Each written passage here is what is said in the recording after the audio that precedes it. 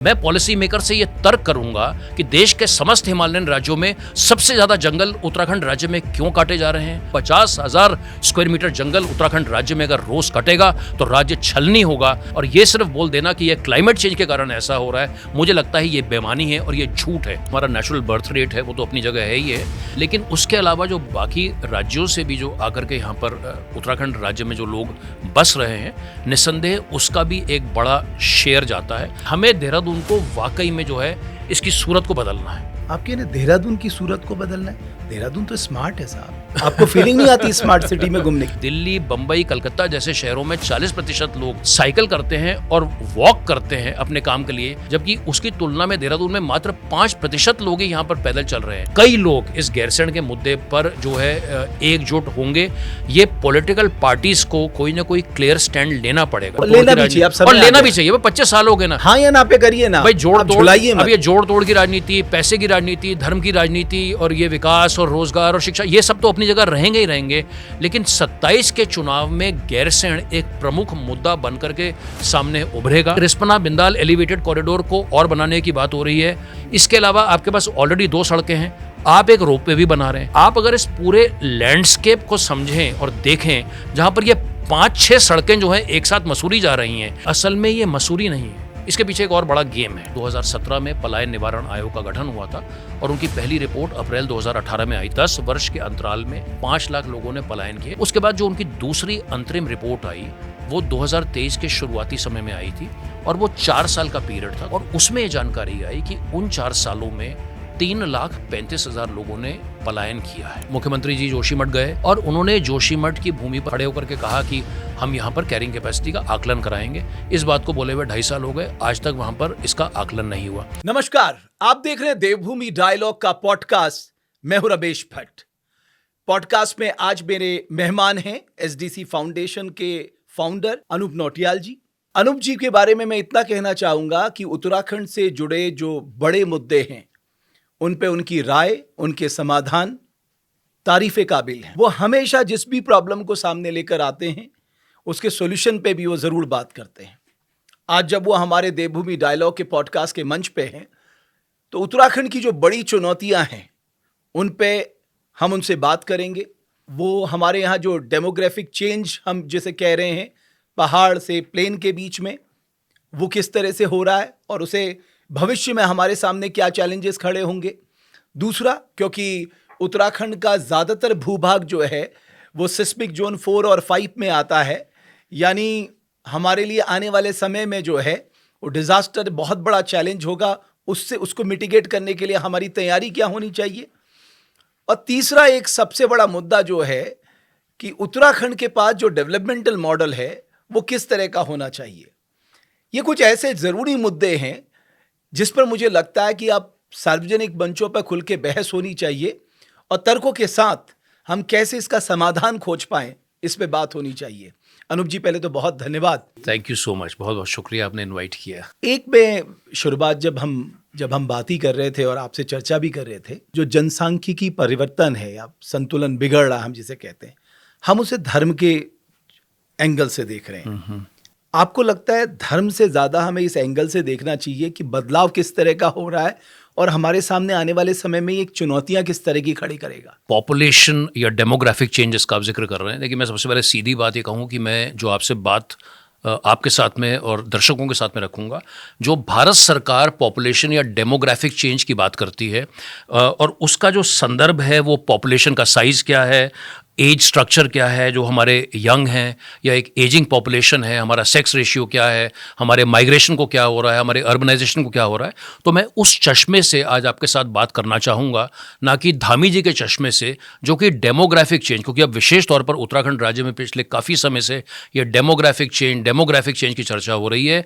तो जिस demographic change की माननीय मुख्यमंत्री जी बात करते हैं, वो एक पॉलिटिकल कंस्टिट्यूएंसी को अपने को एड्रेस कर रहे हैं और उसको एक जिहाद के दृष्टिकोण से या बोल लीजिए कि धर्म के चश्मे से उसको देख रहे हैं।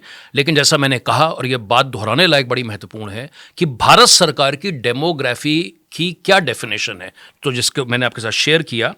और इसको अब कई तरीके के साथ में देखा जा सकता है। भाई, एक तो निस्संदेह निश्चित तौर पर सेंसस है, जो कि पूरे देश में पिछले 15 साल से नहीं हुआ है। तो 2000 में कम उत्तराखंड से कम तारीखों का ऐलान हो गया है। तारीखों का ऐलान हो गया है। अक्टूबर 2026 में उत्तराखंड राज्य में जनगणना होगी। लेकिन अगर हम वापस पीछे जाएं तो 2001, उसके बाद 2011 और पिछले 15 साल से देश में और राज्य में अभी तक जनगणना नहीं हुई है। तो मुझे लगा कि आज अगर आप और मैं इस विषय पर चर्चा करें तो कुछ चुनावी आंकड़ों के साथ में भी हम समझने की कोशिश कर सकते हैं कि उत्तराखंड में किस हिसाब से ये जो जनसंख्या की जो बदलाव आ रहे हैं और बड़ा महत्वपूर्ण उस दृष्टिकोण से बनता है। मैं संक्षेप में अगर सेंसस का जिक्र करूं और उसके बाद इन आंकड़ों पर आएं तो वर्ष 2001 में राज्य की जनसंख्या 85 लाख थी जब सेंसस हुआ। उसके बाद में 1 करोड़ 1 लाख हो गई, यानी 15 लाख 10 साल में बढ़े, यानी 1.5 लाख प्रतिवर्ष बढ़ रहे हैं।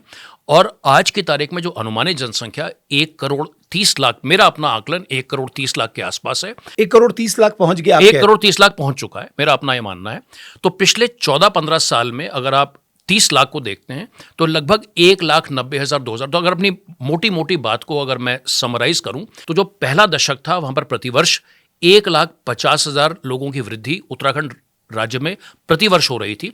लेकिन पिछले कुछ वर्षों में ये जो वृद्धि है 1.5 लाख नहीं, लगभग 1,90,000 2 लाख के आसपास। तो ये तो भी आप कह रहे हैं 2001 से 2011 तक प्रतिवर्ष 1 लाख लोग बढ़ रहे थे। 1,50,000 1,50,000, लेकिन 2011 से 2025 के बीच ये 1,90 के आसपास 1,90 के एवरेज आसपास आ गया है। तो ये 40 लाख कैसे बढ़ रहे हैं? ये 40,000 जो प्रतिवर्ष 1,90,000 हम कह रहे हैं, 40,000 जो प्रतिवर्ष बढ़ा है, हाँ, 40,000। तो चाहे उसके पीछे माइग्रेशन, ऑफ कोर्स हम उस पर भी चर्चा करेंगे।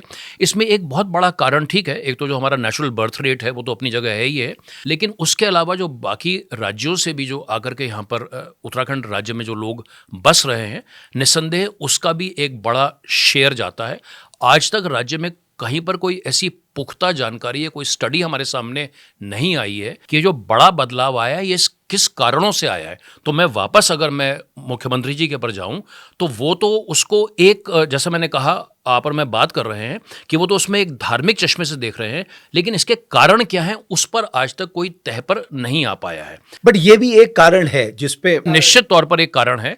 और चूंकि आप इतना विस्तार से जा रहे हैं तो मैं संक्षेप में ये कह दूं कि ऐसा नहीं है कि जो पर्वतीय क्षेत्रों से जो पलायन हुआ है तो वहाँ पर लोग कम हो गए हैं, वहाँ पर भी लोग बढ़ रहे हैं। तो वहाँ पर भी बढ़ रहे हैं और हमारे मैदानी जिलों में भी बढ़ रहे हैं, इसलिए उत्तराखंड में ये जनसंख्या का विस्फोट है। तो ये तो एक तो बात हुई सेंसस की। अब अगर हम चुनावी दृष्टिकोण से देखें तो ये बड़ा इंटरेस्टिंग है रमेश भाई। वर्ष 2002 में जब उत्तराखंड राज्य का पहला विधानसभा चुनाव हुआ तो हमारे राज्य में, जैसा हम सब जानते हैं, हमारे 4 मैदानी जिले हैं, देहरादून, हरिद्वार, नैनीताल, उधम सिंह नगर। उसको हम सिंप्लीफाई कर रहे हैं, नैनीताल और देहरादून को भी हम मैदानी जिला कह रहे हैं, और 9 हमारे पर्वतीय जिले हैं। पहले विधानसभा चुनाव में जैसे एक तराजू होता है और तराजू के 2 पलड़े होते हैं, तो लगभग दोनों जगह बराबर वोटर थे। मेरा अगर आप हाथ देखें, ये हमारे 4 मैदानी जिले हैं और ये वाले जो हमारा हाथ है ये हमारे 9 पर्वतीय जिले हैं। तो पहले चुनाव में यहाँ पर 52% वोटर, यहाँ पे 48, यानी अगर आप एक रस्सा कशी करें तो बराबर की फाइट है। यहाँ पर 52-53 लोग हैं, यहाँ पर 47 लोग हैं।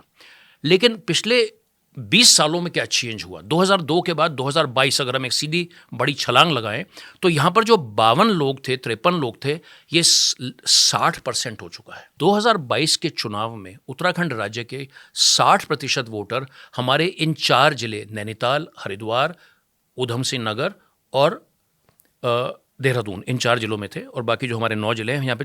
तो अब आप फासला देखिए कि ये कितना बड़ा फासला। इसीलिए मैं बार बार डेमोग्राफिक चेंज की चिंताओं को अलग अलग मंचों से उजागर करने का प्रयास करता हूँ, क्योंकि ये जो बड़ी भारी असमानता है।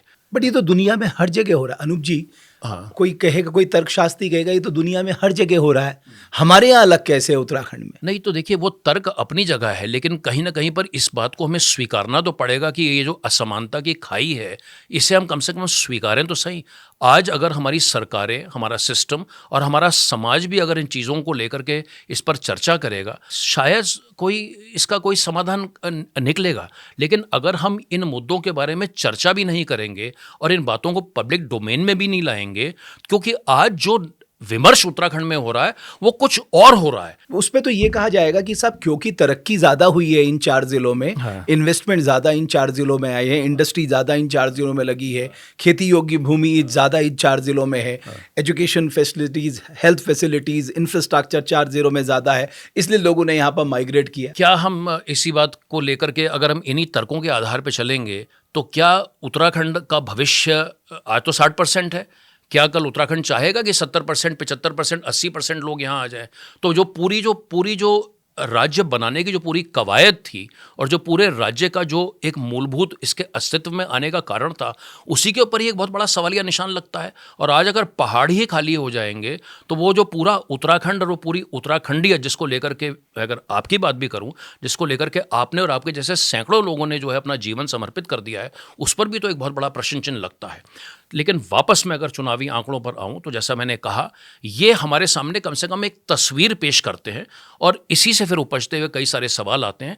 लेकिन अगर हम इस पार्ट को यहाँ पर समराइज करें और ये क्लोज करें, क्योंकि अभी तक राज्य में 5 चुनाव हो चुके हैं और जो अभी तक हमारे ट्रेंड आ रहे हैं उसे देखते हुए कहना ये अतिशयोक्ति नहीं होगी, अगले 5-7 साल के अंदर उत्तराखंड राज्य के लगभग 2/3 वोटर इन 4 मैदानी जिलों में होंगे और 1/3 वोटर, तो ये जो बड़ी तस्वीर है जब राज्य बना, अगर हम उसको एक बड़ी तस्वीर में एक बड़े फलक में देखें, जब राज्य बना तो लगभग 50-52% लोग यहाँ, वोटर यहाँ, 48% यहाँ, बराबर की बात है। लेकिन 30 सालों के अंदर परिदृश्य कितना जल्दी बदल जाता है कि यहाँ पे 50 की जगह यहाँ पर 2/3 लोग हो जाते हैं। तो जो पूरी पॉलिटिकल इक्वेशन है, जो पूरी पॉलिटिकल रिप्रेजेंटेशन है, जो पूरी पॉलिसी का जो फ्रेमवर्क है, वो आने वाले समय में इन डायनामिक्स को लेते हुए कैसे बदलेगा। और आपका ऑब्जेक्टिव भी फेल हो रहा है भाई, स्टेट फॉर्मेशन का ऑब्जेक्टिव तो क्या? वही बात है। तो जो वो तो पहाड़ में खुशहाली लाना, भाई पहाड़ में लोगों के जीवन में बदलाव लाना, पहाड़ में विकास होना, तो आपका रियल ऑब्जेक्टिव स्टेट फॉर्मेशन का भी डिफीट हो रहा है। इसका मतलब वो तो बिल्कुल गौण हो चुका है उसका। तो फिर पूरा वो तो जो पूरी जो इतने लोगों ने इतने लंबे समय के लिए संघर्ष किया, वो तो सारा कहीं ना कहीं जो है पूरा का पूरा व्यर्थ हो गया है। और एक तरीका तो 30 साल को देखने का लगता है कि भाई 30 साल बहुत बड़ा समय है, लेकिन एक और इसको देखने का तरीका है कि जब से उत्तराखंड राज्य का गठन हुआ है मात्र 9,000 दिन ही तो हुए हैं। आप आज अगर हिसाब लगाएंगे तो जब से राज्य का गठन हुआ है 9 नवंबर 2000 से लेकर के आज, जब हम आज 26 जुलाई 2025 को ये हम विमर्श कर रहे हैं, मात्र लगभग 9-1,000 दिन ही हुए हैं। तो 9-1,000 दिनों में बहुत कम समय होता है। तो 9,000 यानी 25, क्योंकि एक जब समय की जब हम एक लंबे दृष्टिकोण से देखते हैं तो अगर 25-30 सालों में ही इतना बड़ा बदलाव उत्तराखंड राज्य में आ जाएगा तो अगले 25 सालों में क्या होगा, इसका ना तो मेरे पास उत्तर है और संभवतः आपके पास में भी नहीं है। लेकिन 2050 का उत्तराखंड कैसे होगा, कहीं ना कहीं ये भी अपने आप में एक बड़ा गंभीर प्रश्न है। अनूप जी, तो ये ड्यूअल चैलेंजेस हैं। एक, आपके अर्बनाइजेशन में प्रेशर पड़ेगा, आपके पास उतनी सुविधाएं हैं नहीं हैंडल करने के लिए। दूसरा, बिकॉज आपकी स्ट्रैटेजिक लोकेशंस हैं, आप नेपाल चाइना बॉर्डर से लगे हुए हैं, तो पहाड़ अगर खाली होंगे वो आपका एक चैलेंज अलग है। तो आप कह रहे हैं 2 तरह के चैलेंज फिर हमें फ्यूचर में फेस करने पड़ेंगे अगर यही रफ्तार रही तो। एब्सोल्युटली, आपने बिल्कुल सही और बड़ी प्रासंगिक और बड़ी प्रैक्टिकल बात बोली है। ये तो बड़ी नेचुरल एक फिनोमिना है कि जब हमारे पहाड़ खाली होंगे, और पहाड़ों में भी मुझसे बेहतर आप जानते हैं, पहाड़ों में जहाँ एक तरफ पलायन हो रहा है तो लोग असल में अपने गाँव से पलायन करके अपने जिले के हेडक्वार्टर या छोटे छोटे कस्बों में आकर के बस रहे हैं। तो जो इक्विटेबल मॉडल था, एक किस्म से जिस किस्म से लोग रहते थे, वो जो पूरा तारतम्य बिगड़ रहा है, क्योंकि एक तरफ तो 16,000 गाँव में से 2,000 भूता गाँव बन जाते हैं और ये भूता गाँव भी रुकने का नाम नहीं ले रहे हैं। स्वयं सरकारी आंकड़े ये बताते हैं कि ये भूता गाँवों में वृद्धि हुई है। तो एक तरफ तो भूता गाँव बन रहे हैं, उसके अलावा जो छोटे छोटे हमारे कस्बे जिनमें ये क्षमता ही नहीं है कि वो इतने सारे लोगों का भार वहन कर सके। और इसमें तो सबसे स्वर्णिम या दुखद उदाहरण हमारे सामने जोशीमठ का है। 2.5 साल पहले जो जनवरी 2023 में जोशीमठ में जो भू धंसाव प्रारंभ हुआ, एक तरफ तो पहाड़ों का ये परिदृश्य जहाँ पे मैन एनिमल कॉन्फ्लिक्ट है और तमाम किस्म की आपदाएं और चुनौतियाँ हैं, और दूसरी तरफ जिसका आपने भी जिक्र किया, जो हमारे बिल्कुल दम घोटते हुए बनते हुए हमारे जो शहर हैं, तो ये जो चुनौतियां अलग अलग किस्म से अलग अलग लैंडस्केप्स में हमारे सामने निस्संदेह और निश्चित आ रही हैं। और एक और चैलेंज जो आपने बिल्कुल सही बात कही कि जो इक्विटेबल आप कह रहे हैं कि साहब सबकी बराबर आय होनी चाहिए, ये इतना बड़ा बदलाव कैसे हो सकता है? तो ये तो पूरे भारत का ही मॉडल है देखा जाए अनूप जी, तो पूरे भारत की कमोबेश स्थिति यही है। बिल्कुल आप बिल्कुल। किसी भी राज्य की स्थिति उठा लीजिए, आपको रायपुर चमकता हुआ दिखेगा, उससे 30-40 किलोमीटर आगे कवर्धा आपको वैसे ही दिखेगा।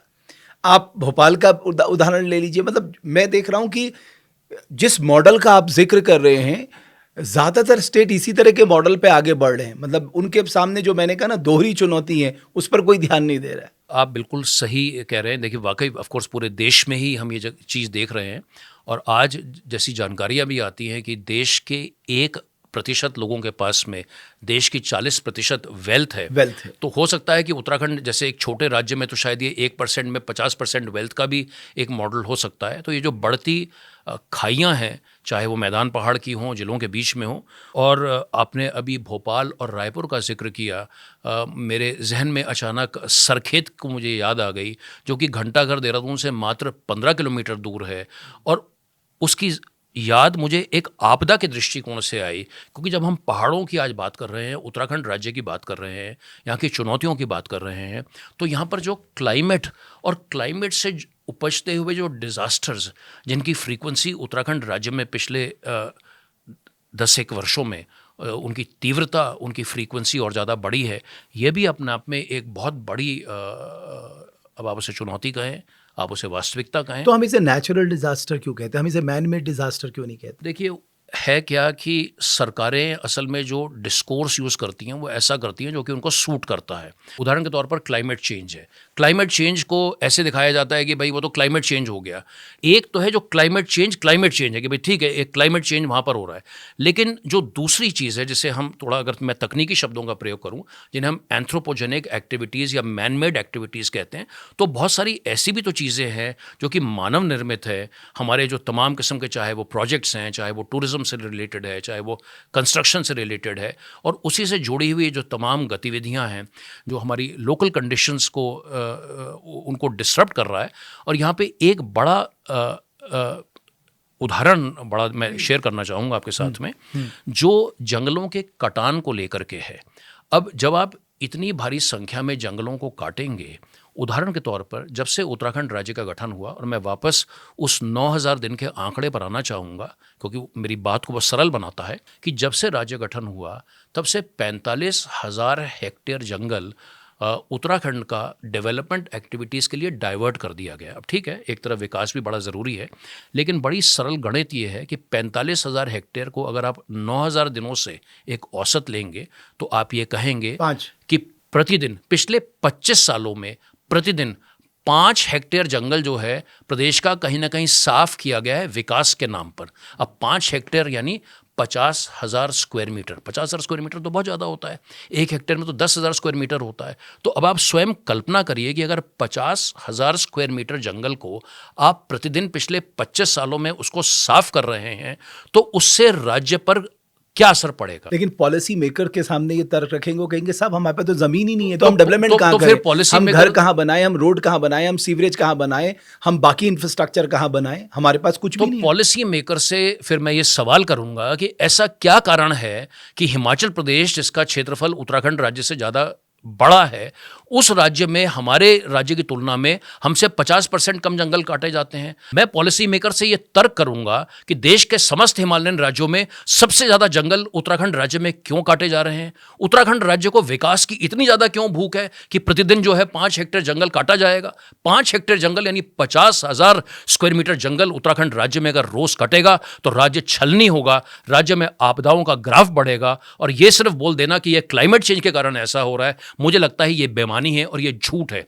जहाँ तक आपदाओं की बात है, कई चीज़ें तो बड़ी विजिबल हैं। उदाहरण के तौर पर लैंडस्लाइड यानी भूस्खलन की बात अगर आप करें, सड़कों के बंद होने की आप बात करें, क्लाउड बर्स्ट की बात करें, आप एवलांच की बात करें, आप एक्सट्रीम रेंज की बात करें, और इसके तमाम उदाहरण हमारे सामने। गढ़वाल क्षेत्र की बात करेंगे तो सीरो बगड़ हमारे सामने है। पिछले कुछ समय में क्वाराब जो है वो इतनी बड़ी समस्या जो है हमारे कुमाऊं मंडल में बन चुका है। मैं हालिया चारधाम यात्रा की भी अगर बात करूं तो यमुनोत्री धाम में 7 दिन तक कोई आवागमन नहीं हो पाता है और उसके 5 दिन के बाद में मात्र 101 लोग आते हैं। पिछले साल केदारनाथ धाम की भी जो यात्रा है 20 दिन के लिए बाधित रहती है क्योंकि वहां पर भूस्खलन आ जाता है। इसी के साथ में जोशीमठ यहाँ तो पर ऐसे तोता घाटी भी एक चैलेंज है। तोता घाटी अब एक नया चैलेंज उभर करके आया है। तो ये जो पूरा चारधाम ऑल वेदर रोड है और आए दिन सरकार की स्वयं रिपोर्ट्स आती रहती हैं, इंटरनेशनल पब्लिकेशंस में इतने सारे पब्लिकेशंस आते रहते हैं जो कि हमें बताते हैं कि जो 900 किलोमीटर का ये जो चारधाम हाईवे जो कि बिना किसी एनवायरमेंट इम्पैक्ट असेसमेंट के बनाया गया, उसके बाद में लैंडस्लाइड्स की इंटेंसिटी और फ्रीक्वेंसी बढ़ी है।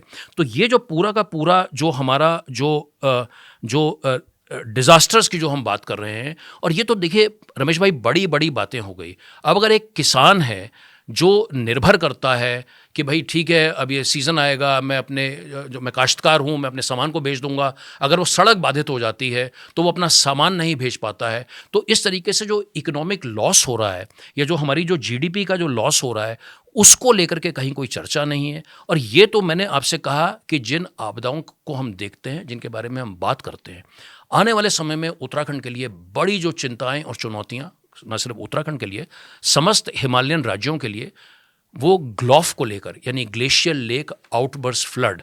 और ये आप जानते हैं और मैं भी जानता हूं कि हमारे जो ग्लेशियर्स हैं वो पीछे रिट्रीट कर रहे हैं।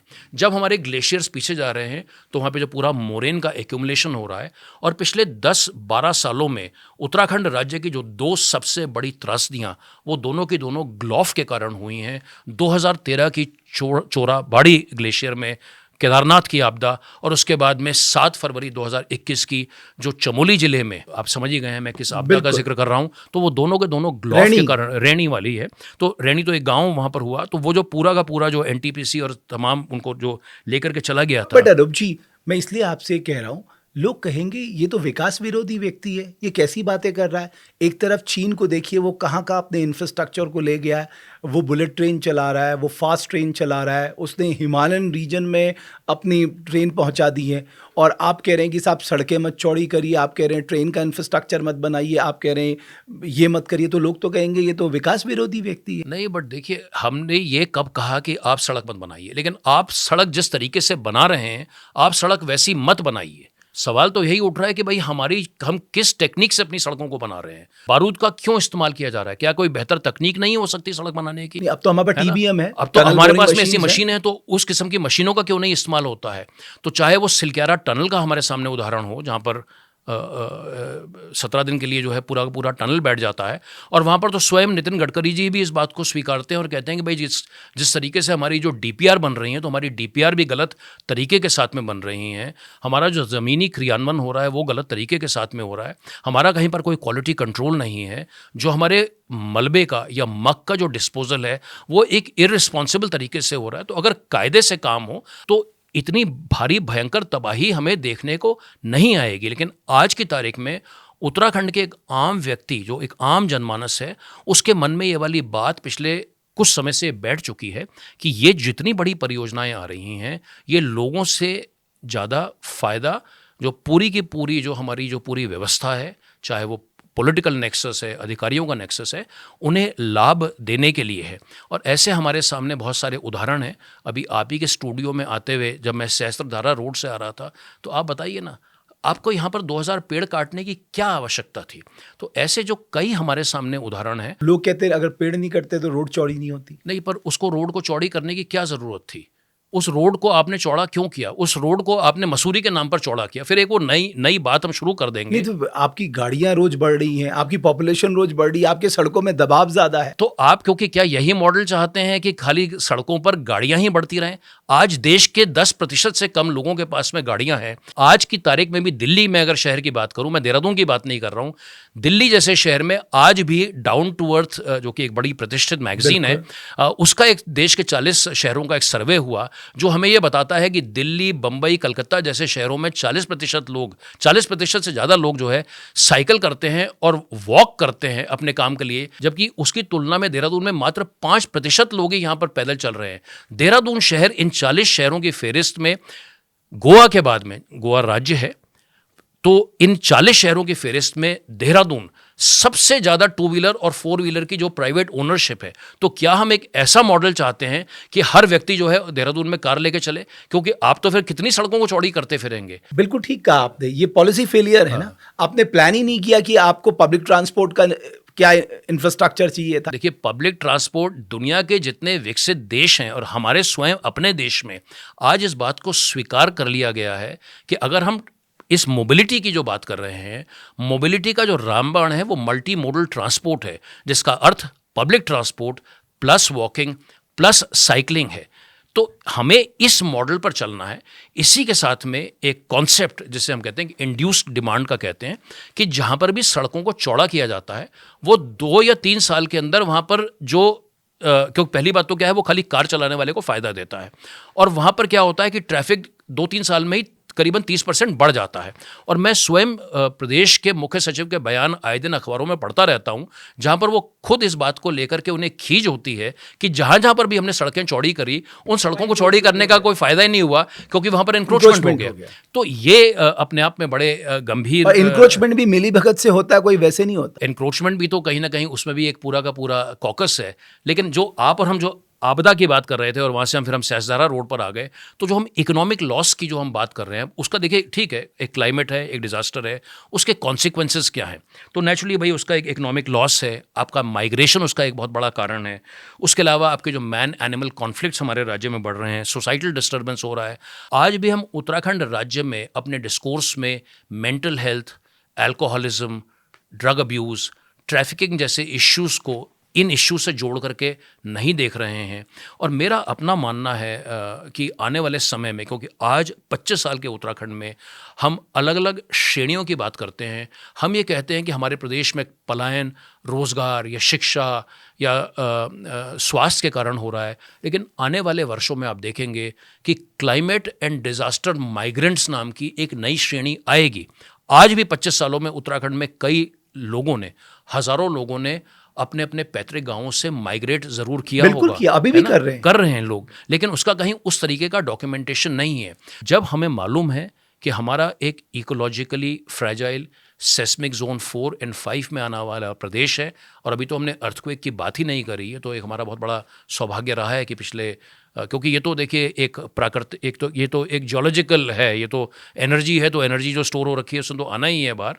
तो ये जो सेस्मिक जोन 4, सेस्मिक जोन 5 की जो चुनौतियाँ, आपदा और डिज़ास्टर की चुनौतियाँ, और जो हमने शुरू में बात, हम जो डेमोग्राफिक चेंज की कर रहे थे, हम प्रेशर्स की बात कर रहे थे, हम कैरिंग कैपेसिटी को लेकर के बात जो हमने करी है, तो ये जो इन कड़ियों को जब हम जोड़ करके देख रहे हैं, और इसी से फिर जो उपजता हुआ सवाल आता है वो डेवलपमेंट मॉडल का सवाल आता है। लेकिन उससे पहले मैं डेवलपमेंट मॉडल में आऊँ, मैं एक आपसे आंकड़ों के जरिए जानना चाहता हूँ, ये जो माइग्रेशन का बहुत बड़ा चेंज देखने को मिल रहा है, कम से कम 9 पहाड़ी ज़िलों से ये 4 प्लेन्स की तरफ, ज़िलों की तरफ, इसका मुझे डाटा बताइए ना हमारे दर्शकों के लिए, कितना बड़ा चेंज है और क्यों डरा रहा है? एक मैं सराहना करना चाहूँगा सरकार की, और वो विशेष तौर पर जब त्रिवेंद्र रावत मुख्यमंत्री थे तो उस समय प्रदेश में एक पलायन आयोग का, उसका नाम बदल दिया गया, पलायन निवारण। मुझे पता है कई लोग बड़े क्रिटिकल होते हैं उनके, लेकिन मुझे लगता है कम से कम वो बड़ा, उनका जो काम है वो बड़ा सार्थक काम है, क्योंकि कम से कम वो हमें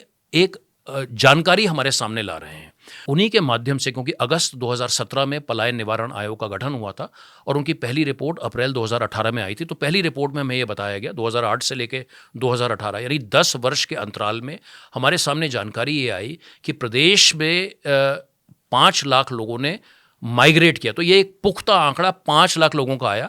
उसमें फिर बहुत सारी अलग अलग श्रेणियां थी, लोगों ने पलायन क्यों कर रहे हैं, किस जिले से कितना पलायन हो रहा है, किस ब्लॉक से कितना पलायन हो रहा है, जैसा मैंने कहा पलायन के प्रमुख कारण क्या हैं। और 2 श्रेणियां थी, एक जो परमानेंटली माइग्रेट कर रहे हैं और एक सेमी परमानेंट। लेकिन मोटी मोटी बात हमें जानकारी ये मालूम पड़ी कि 10 वर्षों में 5 लाख लोगों ने पलायन किया, यानी प्रतिवर्ष 50,000 ने किया।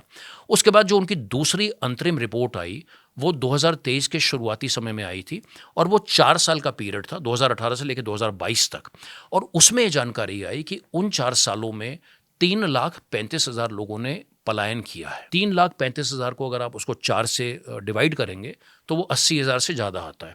तो 50,000 मतलब लोग बढ़ रहा है, आपका माइग्रेशन का रेट बढ़ रहा है। काफी बढ़ गया भाई। पहले 10 सालों में स्वयं सरकारी संस्था ने हमें यह बताया है कि प्रदेश में 50,000 लोग प्रतिवर्ष पलायन कर रहे हैं और अगले 4 साल में 50,000 की बाद में की जगह जो है ये 80,000 लोग पलायन कर रहे हैं। और ये 2018 से लेकर 2022 था। और प्रैक्टिकली भी हमें पता है कि भाई कोविड के दौरान कोई रिवर्स माइग्रेशन और ये सारी पहल हुई, वो अपनी जगह धरी की धरी रह गई। लेकिन जो बड़ी तस्वीर निकल करके इन रिपोर्ट्स के आधार पर हमारे सामने आती है, वो यही आती है कि पलायन की जो प्रक्रिया है वो अनवरत जारी है। और क्योंकि आप और हम बड़े रीजनेबल हैं, ऐसा तो है नहीं कि भाई जो कोई प्रोग्रेस का पलायन होगा तो वो गलत है, ऐसा तो कोई भी नहीं चाहेगा। हमारे परिवारों ने स्वयं पलायन किया है। लेकिन मेरा स्पष्ट मानना है, मुझे लगता है कोई भी डिफरेंशिएट कर लेते हैं, जो प्रोग्रेस के लिए प्रोग्रेस के लिए पलायन और एक विवशता का पलायन है। बिल्कुल विवशता का पलायन नहीं तो होना चाहिए। विवशता का पलायन तो कम से कम नहीं होना चाहिए ना। तो जो विवशता का पलायन हो रहा है उसको रोकने के लिए तो ये भी एक जो भाई सरकार के लिए भी तो एक आप उसे कोर्स करेक्शन कहें, रिफ्लेक्शन का समय है कि भाई हमारी इतनी सारी योजनाएं चल रही हैं, तो इतनी सारी योजनाओं के चलने के बावजूद पलायन थमने का नाम क्यों नहीं ले रहा है। वो उसका एक रीज़न जो मुझे लगता है कि हमने जब स्टेट बना था, हमारा फोकस मैन्युफैक्चरिंग या सेकेंडरी सेक्टर पे ज़्यादा चला गया। और जो 70% या 75% आबादी उस दौरान में जब नया राज्य बना था, आपके प्राइमरी सेक्टर यानी एग्रीकल्चर में, हॉर्टिकल्चर में, एनिमल हस्बेंड्री में, तमाम तरह के कामों में थी, तो वहाँ कम ध्यान दिया गया। तो फिर ये भी था क्योंकि वहाँ पर कैपिटल फॉर्मेशन कम है कि इनको शिफ्ट कर दिया जाए मैन्युफैक्चरिंग में। बट मैन्युफैक्चरिंग में आपने उनको शिफ्ट कर नहीं सकते थे, वहाँ तो आपने फोकस छोड़ दिया, यहाँ आपने फोकस दिया। ये अब आके एक जगह पे आके 48-50% में आपका जीडीपी कंट्रीब्यूशन में ठहर चुका है। लेकिन वहाँ जो आपकी 60-65% आबादी आपकी एग्रीकल्चर सेक्टर में थी, वो आज भी उसकी स्थिति में कोई बहुत बड़ा बदलाव नहीं आया। बिल्कुल बिल्कुल। उसकी अगर हम जीएसडीपी की बात भी करें, लेकिन उस पर आने से पहले, क्योंकि मैं कुछ और आपके साथ साझा भी करना चाहूँगा, क्योंकि आप और हम समाधान भी तलाशने की कोशिश कर रहे हैं। अब ये क्लाइमेट और डिजास्टर को लेकर आप ही मुझे बताइएगा कि आपको ये विचार कैसा लगता है कि आज हम एक अगर मोटी मोटी बात ये बोले कि हमारे प्रदेश के पर्वतीय हिस्सों में 50 लाख लोग रहते हैं, हम एक 50 लाख की बात बोल रहे हैं। अब अगर हम ये कहें कि हमारा तो एक आपदाग्रस्त प्रदेश है, तो क्या सरकार कोई ऐसी व्यवस्था नहीं कर सकती कि इन 50 लाख लोगों का प्रति व्यक्ति का आपदा को लेकर अगर एक इंश्योरेंस कर दिया जाए और प्रति व्यक्ति को एक 10 लाख रुपए का एक डिजास्टर के लिए आप एक आप उनका इंश्योरेंस कर दीजिए। अगर आप ऐसा करते हैं तो आप जैसा था कितना प्रीमियम पे करते हैं, आप 500 करोड़ 1000 करोड़ का ही तो सालाना प्रीमियम पे कर रहे हैं। तो आपकी तो भले ही आपको ग्रीन बोनस नहीं मिलता है, लेकिन आज आप हज़ारों करोड़ में बात करते हैं। और अगर मैं उसको ग्रीन बोनस से भी ना जोड़ूं, क्योंकि ये तो हमारे कस्टोडियन है, यही तो लोग हैं जो हमारे संरक्षक हैं, जो हमारे पहाड़ों को बचाने में, हमारे जंगलों को बचाने में लगे हुए हैं, तो उनको एनकरेज करने के लिए अगर आज सरकार कोई ऐसी व्यवस्था करती है, हमें तो मात्र 1000 करोड़ का ही तो इंतज़ाम करना है। अब ये 1000 करोड़ या तो राज्य सरकार स्वयं उसकी व्यवस्था कर ले, या इतने सारे आपके साथ में CSR डोनर्स हैं, आप तो अंबानी जी को, अडानी जी को, वेदांता जी को और तमाम ऐसे लोगों को बोलिए कि भाई आप 100 करोड़ रुपया दीजिए। 1000 करोड़ कौन सी बहुत बड़ी रकम है 50 लाख लोगों को, पर्वतीय लोगों के लिए एक सालाना एक इंश्योरेंस देने के लिए, ताकि लोगों में एक करेज आए और कहीं ना कहीं हम लोगों को भी प्रेरित करें कि जो आपका विवशता का पलायन है, जो क्लाइमेट जो भी उसके कारण हो, अब ये अपने आप में फिर एक बड़ा विस्तृत एक उसमें हम चले जाएंगे, लेकिन कंसेप्चुअल लेवल पर एक ये विचार। बट अनूप जी, मेरा एक तर्क है, मैं आपके सामने ज़रूर रखना चाहूँगा। अगर इंश्योरेंस, आपने बहुत शानदार पहल की बात की, बजाय इसके अगर हम फॉरेस्ट की देखरेख, अपने खेतों में वापस लौटने और उनके लिए एक ऐसा माध्यम बना दे कि आप काम शुरू करिए, अगले 3 साल में आपकी जो मैं कहूँगा एक मिनिमम आय है वो हम तय करते हैं, लेकिन हम 3 साल तक करेंगे, उसके बाद आपको खुद करना है। एक मैं कहूँगा एक मिनिमम सपोर्ट उनको ऐसा दे दिया जाए ताकि वो वहाँ पर टिके। क्या हम इस पहलू पे विचार नहीं कर सकते? बिल्कुल, आपने बड़ा अच्छा बोला। तो अगर इस तरीके के कोई पैकेज सॉल्यूशंस आते हैं, जहाँ पर हम इंश्योरेंस की बात भी कर रहे हैं, हम मिनिमम सपोर्ट की बात कर रहे हैं, आज की तारीख में आपको भी पता है और मुझे भी पता है कि पूरे विश्व में सबसे बड़ी जो चुनौती है वो क्लाइमेट चेंज है। तो क्लाइमेट चेंज के साथ में कार्बन क्रेडिट्स को जोड़ते हुए, जिसको लेकर के अब पूरे देश में और चर्चा हो रही है, तो उत्तराखंड के तो जो हमारे जंगल और हमारा जो पूरा पर्वतीय लैंडस्केप है, वो तो इतना बड़ा कार्बन का स्टॉक वहाँ पर है। तो किस तरीके के साथ में हम अपनी पंचायतों को, वर्तमान में तो खैर पंचायत चुनाव भी हो रहे हैं। बिल्कुल। तो चाहे हमारे कार्बन क्रेडिट्स हों, चाहे हमारा इंश्योरेंस हो, चाहे हमारी स्कीम्स हों, हमारे मिनिमम सपोर्ट प्राइसेस हों, लबोलबाब बात का यही है कि कुछ out of the box solutions को तलाशना 25 साल के उत्तराखंड के लिए बेहद ज़रूरी हो जाता है, क्योंकि जिस ढर्रे और जिस पैटर्न पर अभी तक आप चलते आए हैं उसके परिणाम आप उसको स्वीकारें ना स्वीकारें, लेकिन जो स्थिति है वो सभी के सामने है। और मुझे लगता है कम से कम आज जब उत्तराखंड अपने 25 साल की दहलीज पर है, तो जिसे हम एक वेकअप कॉल कहते हैं, और एक अगर बड़ी ऑनेस्ट सोल सर्चिंग सरकार के स्तर से होती है, वो अपनी पीठ थपथपाने वाली सोल सर्चिंग नहीं है, लेकिन हमारी कहाँ कमियां रह गई, हमें कहाँ पर कोर्स करेक्ट करने की ज़रूरत है, हमें क्लाइमेट एडेप्टिव पॉलिसीज़ को कौन सा लाने की ज़रूरत है, उनको अमली जामा कैसे पहनाने की ज़रूरत है, इन बहुत सारे पहलुओं के ऊपर काम किया जाना मुझे लगता है बेहद ज़रूरी है। आपने वन पंचायतों का भी जिक्र किया। हमारे प्रदेश में 12,000 वन पंचायत हैं जो कि लगभग मरणासन स्थिति में हैं। हम उन वन पंचायतों को कैसे जो है उनको पुनर्जीवित कर सकते हैं, उनमें जान फूंक सकते हैं। तो ऐसे करके मुझे लगता है कई सारे संभावनाएं हमारे सामने हैं। ज़रूरी ये है कि इनका चिन्हीकरण किया जाए और उसके ऊपर ईमानदारी के साथ में काम किया जाए। एक तीसरा जो आपने बात की कि हमारे लिए जो तीसरा बड़ा चैलेंज है कि साहब हमारे पास विकास का मॉडल क्या होना चाहिए। आई थिंक एक सीरियस डिबेट डिस्कशन और उसके बाद उसका इम्प्लीमेंटेशन बहुत ज़रूरी है, बिकॉज उत्तराखंड जैसे राज्य को एक अलग तरह का डेवलपमेंट मॉडल चाहिए, और आप दूसरे मॉडल को आप अपने यहाँ इम्प्लीमेंट करना चाहते, जबकि होना ये चाहिए आपके मॉडल को दूसरे स्टेट अपने यहाँ इम्प्लीमेंट करेंगे, भाई ये बेस्ट मॉडल है। और मुझे लगता है ये इकोनॉमी इकोलॉजी पे एक बैलेंस वाला मॉडल है। उसको हम अभी तक इस्टेब्लिश कर नहीं पाए ये 25 साल में कि उत्तराखंड का डेवलपमेंट का मॉडल क्या हो। और अभी जब आप और हम चर्चा कर रहे थे तो एक बात मैदानी ज़िले और पहाड़ के ज़िलों को भी लेके आई थी। आपके साथ शेयर करना चाहूँगा कि जो जैसे एक जीडीपी है, आप तो इतना फाइनेंस के प्रोग्राम्स करते रहते हैं, तो जो राज्य की जीडीपी में हमारे 13 जिलों का क्या योगदान है, तो जो पब्लिक डोमेन में जो आखिरी आंकड़े जो उपलब्ध हैं वो 2021-22 के हैं। तो अब आप ये देखिए कि हरिद्वार ज़िले की जो जीडीपी है वो लगभग 85,000 करोड़ है, और हमारे जो 9 पर्वतीय ज़िले हैं वो हरिद्वार के 2/3, उन सारे ज़िलों को आप जोड़ लीजिए, वो सारे के सारे ज़िले एक तरफ और हरिद्वार ज़िला एक तरफ, और वो सारे के सारे ज़िले भी जो है हरिद्वार की तुलना में 2/3 भी नहीं पहुँचते। तो इसीलिए तो मैं कह रहा हूँ कि पौड़ी वाला हो गया, बागेश्वर वाला हो गया, चंपावत वाला हो गया, वो भी सोच रहा मैं हरिद्वार में जाके रहूँ, मेरी पर कैपिटा बढ़ेगी। भाग हमारा ये तर्क नहीं है कि आप हरिद्वार की जीडीपी को कम कर दीजिए। तर्क वो नहीं है कि हरिद्वार को हमें कम करके, लेकिन तर्क हमारा ये है कि उसको जो हमारे जो पर्वतीय जिले हैं, हम उनकी जो चाहे वो जो उनके जिलों की जो जीडीपी है या उनकी पर कैपिटा इनकम है, और अगर हम पर कैपिटा इनकम की बात भी करें तो आज देहरादून, उधम सिंह नगर और हरिद्वार 2.5 लाख से 3.5 लाख, बल्कि हरिद्वार तो 3.5 लाख से भी ज़्यादा पर कैपिटा इनकम है, और हमारे रुद्रप्रयाग, अल्मोड़ा, ये सब 1 लाख से नीचे, ये सब 1 लाख से। तो ये जो शुरू से ही हमने जो असमानताओं डिस्पैरिटी की बात करी, इसके ऊपर हम, लेकिन वो उसका रीज़न है ना अनूप जी, उसका रीज़न ये है कि वहाँ देखिए वहाँ इन्वेस्टमेंट नहीं है, वहाँ जो भी पैसा खर्च करी है सरकार पैसा खर्च कर रही है। जब तक आप इन्वेस्टमेंट नहीं लाएंगे, जो मैंने आपको कहा, आपका वहाँ पर आदमी किस पे निर्भर कर रहा है, वो मोस्टली आपके टूरिज्म सेक्टर पे या एग्रीकल्चर सेक्टर पे। वहाँ कैपिटल फॉर्मेशन नहीं है। जब वही नहीं होगा, अगर मैं इकोनॉमिक प्रोस्पेक्ट में भी कहूँ, तो फिर कहाँ से बढ़ेगी वो आय? ये तो डिस्पैरिटी और बढ़ती जाएगी।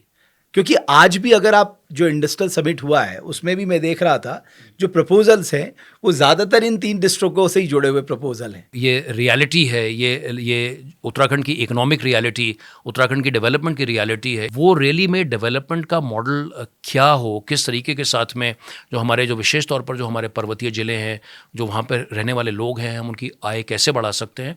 और घुमा फिरा करके देखिए, वही एग्रीकल्चर, वही हॉर्टिकल्चर, वही एनिमल हस्बेंड्री, डिसेंट्रलाइज्ड मॉडल्स। मैं तो बहुत बड़ी वकालत जो है डिसेंट्रलाइज्ड मॉडल्स की करता हूँ, क्योंकि जो जितने आपके सेंट्रलाइज्ड मॉडल्स हैं वो फेल हो चुके हैं, वो फेल होते हैं।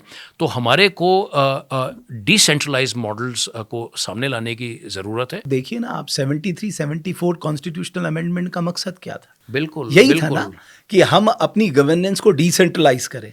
लेकिन अभी आप देखिए ना कि कुछ बहुत अच्छा काम कर रहे, कुछ पंचायतें बहुत अच्छा काम कर रही, कुछ नगर पालिकाएँ बहुत अच्छा काम कर रही हैं, लेकिन जैसे जैसे हम नगर निगम की तरफ जाते हैं वहाँ हम देखते हैं कि साहब हम बहुत पिछड़ रहे हैं।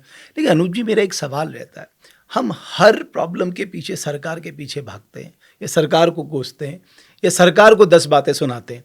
जो हमारी अपनी जिम्मेदारी है एक नागरिक होने के नाते, जैसे मान लीजिए आप हमेशा कहते हैं भाई स्वच्छता के इंडेक्स में हम इतने पीछे क्यों हैं, जबकि हमारा प्रदेश सबसे स्वच्छ होना चाहिए। हम दुनिया को एक मैसेज देना चाहिए कि हम देवभूमि के लोग हैं।